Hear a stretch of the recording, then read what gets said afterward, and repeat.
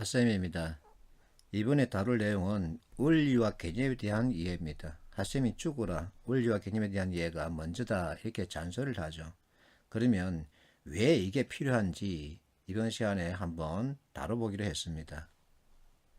자, 여러분이 자료에서 시험 문제 지문으로 만나는 내용은 둘 중 하나입니다. 통계표 아니면 그래프죠.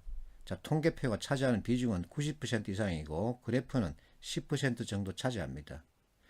여러분들이 풀고자 하는 문제의 지문은 통계표라는 겁니다. 그러면 통계 관련 이론 가지고 이 통계표를 봐야 합니다. 그렇다고 해서 엄청나게 어려운 광범위한 통계 이론을 요구하느냐, 그렇지 않고 여러분들이 중학교 2학년 때 공부했던 평균, 최빈값, 중위수, 편차, 분산, 범위 이 정도만 가지고 보면 된다는 겁니다. 핫쌤이 통계학 전공자입니다. 빡세게 했습니다. 통계표를 읽기 위해서는 통계표 작성의 목적을 먼저 이해해야 합니다. 자, 그건 내가 작성한 것이 아니라 대한민국의 통계청이 사이트에 올려놓은 겁니다. 그대로 가져왔습니다.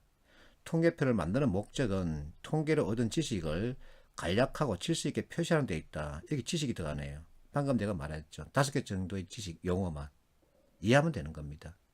그리고 통계표를 이용하면 통계 자료의 관찰, 비교, 해석을 아주 간단히 할 수 있다. 이게 중요한 겁니다.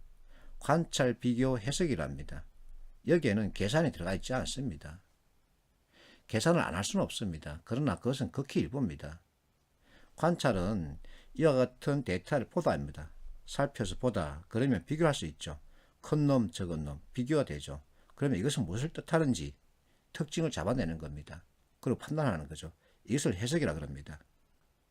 실제 소장공사 Q&A에서 계산기 사용이 가능하냐, 불가하다. 이것이 무엇을 뜻할까요? 계산기를 사용해서 계산할 정도의 문제는 아니다라는 거죠. 그럼 결국은 25 빼기 7은 18 정도 어림산에서 충분히 판단할 수 있고 연필로 간단하게 계산하면 충분히 나오는 것들 가지고 문제 출제했다는 겁니다. 이것을 먼저 이해해야 됩니다. 그리고 통계표를 받았으면 통계표 구성 형태와 그 표시 단위에 대한 이해가 있어야 합니다. 자, 통계표가 있습니다. 이렇게. 그러면 이와 같은 통계표에는 항상 제목이 있습니다. 그리고 단위가 있습니다. 이 제목과 단위만 가지고도 선택지 진수를 바로 판단할 수 있습니다. 그래서 이와 같은 데이터는 크게 측정치와 산출값으로 구성됩니다. 자, 측정치는 뭐냐면은 세다, 재다, 사람 수를 세다, 재다, 몸무게 재다, 돈 얼마 세다. 이게 바로 측정치입니다. 그럼 산출값은 뭐냐면은 계산해서 나온 값을 산출값이라 그럽니다. 퍼센트는 계산해서 나온 값이죠. 지수도 계산해서 나온 값입니다. 그래서 이와 같은 것이 만약에 이와 같은 데이터가 지수라면은 산출값이죠. 자, 지수로 구성되어 있는 표를 통해서 무엇인가 측정치를 판단하라 그러면 판단 못하는 거죠. 이와 같은 기초 개념을 가지고 보면은 세상이 쉬운 겁니다. 근데 이와 같은 개념을 무시해버리고 계산에 의해서 추구라 풀면 어떤 현상이 일어나느냐, 실제 사례를 보여주겠습니다. 어떤 학생이 내 카페에 이 문제를 올려주면서 답이 몇 번이냐, 왜냐 하고 물었습니다. 자, 제목을 보십시오. 지수입니다. 그리고 단위를 보세요. 퍼센트입니다. 이 각각의 데이터는 공식에 의해서 분모분자 공식에 의해서 만들어진 산출값입니다. 계산한 값입니다. 지수라고 하는 것은 변화를 읽기 위한 공식에 따라서 만들어진 값입니다. 그래서 자, 2010년도 총 지수를 보면 100이고 상하수도료 100, 상수도료 100, 하수도료 100 전부 다 100이네요. 그럼 이것이 무엇을 뜻할까요? 상하수도료가 얼마인지 모르고 상수도료가 얼마인지 모르고 하수도료가 얼마인지 모른다. 그러나 그때 측정 시점의 값을, 그 가격을 100으로 두자의 뜻입니다. 그게 바로 물가로 나타나는 거죠. 상품의 가격은 하나의 단위입니다. 물가는 500여 가지, 전체 500여 가지 정도 상품을 종합해서 만든 산출값 개념입니다. 그래서 이것은 100, 100 이것은 가격이 아니라 지수라는 거예요. 산출값입니다. 측정치가 아니라는 거죠. 이렇게 설명하니까 이 학생이 하는 말, 남녀는 남 플러스 이 아니냐? 맞다. 그러면 상하수도료는 상수도 플러스 하수도 아니냐? 맞다. 그런데 왜 모른다고 하느냐? 알 수 없다고 하느냐? 측정치를 놓고서 얘기할 때는 이게 맞다. 그러나 제목을 봐라. 지수 아니니? 물가에 대한 얘기다. 그리고 단위가 퍼센트 아니니? 그러면 이것은 성립되지 않는다. 가격에 대한 얘기 아니기 때문에. 2010년도 상하수도료 전체값 100원, 상수도 100, 하수도 100의 합이 아니라 그때가 얼마인지 모르지만, 그때 측정할 때 값이 얼마인지 모르지만 그 값을 100으로 두자 이겁니다. 그래서 이 상수도료와 하수도료는 같을 수도 있고 다를 수도 있습니다. 즉 모른다 이겁니다. 지수에 대한 이해 없이, 퍼센트에 대한 이해 없이 죽으라 계산을 하는 겁니다. 그래서 왜 남녀는 남 플러스 연데 왜 핫쌤 너는 아니라고 하느냐? 아니라고 하는 게 아니라 개념이 다른 거다. 백날 죽으로 얘기해도 안 되는 겁니다. 그러고 나서 또 분탕을 치고 한번 나갔습니다. 이 친구가. 자, 3번을 보세요. 퍼센트 포인트. 이 표현에 대해서 너는 이해하고 있니? 묻는 겁니다. 그래서 전체적으로 개념에 대한 이해하지 않고 죽으라 계산만 하는 겁니다. 잘못 풀었죠. 그러니까 분탕이 일어나는 겁니다. 또 여기서 이 친구가 자기가 풀었던 걸 사진을 찍어서 다 보여줬습니다. 가중평균 한답니다. 이 문제에는 가중평균이라는 개념이 연결돼서는 안 됩니다. 가중평균은 가중치를 뒀을 때 개념입니다.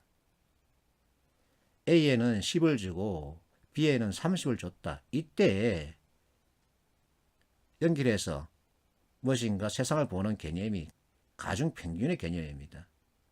그리고 경우의 수와 확률 변수 또 실제 확률이 나타나야 합니다. 그런데 여기에는 전혀 그런 게 없는데 이 문제 풀이에 가중평균을 연결하고 있는 겁니다. 그러니까 안 되는 겁니다.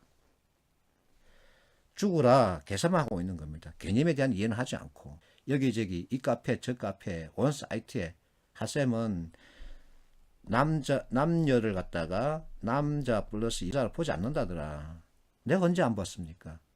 상하수도료는 상수도 플러스 하수도 맞습니다. 그러나 지수 개념으로 봤을 때는 그게 아니라는 거예요. 그래서 개념에 대한 이해가 필요한데 죽으라 이걸 외치면서 나를 욕하는 겁니다. 어쩔 수 없죠. 그래서 내가 하도 답답해서 가평균이라는 개념을 가져왔습니다. 보여주고 있습니다. 이건 내가 만든 게 아닙니다. 인터넷에 그대로 있습니다. 가평균을 여러분들이 찾아보십시오. 네이버에서. 그러면 이게 이렇게 나옵니다. 이거 어린이 대상 개념 설명이에요. 가평균은 내가 임의로 평균을 잡아본다 이 뜻입니다. 그리고 가중평균 또 여러분들이 한번 찾아보십시오. 가중평균은 가중치를 뒀을 때 얘기입니다. 가중치를 두지 않고서는 가중평균이 안 나오는 겁니다.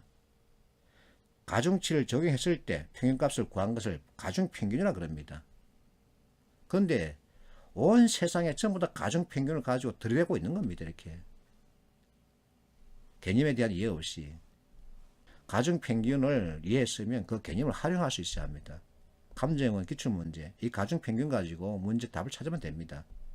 가중평균에 대한 이해 없이 죽으라 계산하면 시간만 걸립니다. 비번 문제, 피션 문제입니다. 자, 이 문제는 가중평균 개념을 활용할 줄 모르면, 활용할 수 없으면 전체 계산해야 됩니다. 연립방정식 5개를 풀어야 합니다. 시간 많이 걸립니다. 그러나 가중평균 개념을 활용할 수 있으면 가중평균 개념으로 읽으면 됩니다. 그러면 답은 툭 튀어나오는 거죠. 이게 바로 개념적 사고라 그럽니다. 그래서 자꾸만 개념에 대한 이해가 필요하다고 하는 거죠. 자, C번 피션 문제입니다. 기대 수익에 대한 얘기 자주 나옵니다. 자, 확률 변수, 이게 바로 경우의 수입니다. 확률값이 주어졌네요. 그러면 가중평균 개념으로 보는 겁니다.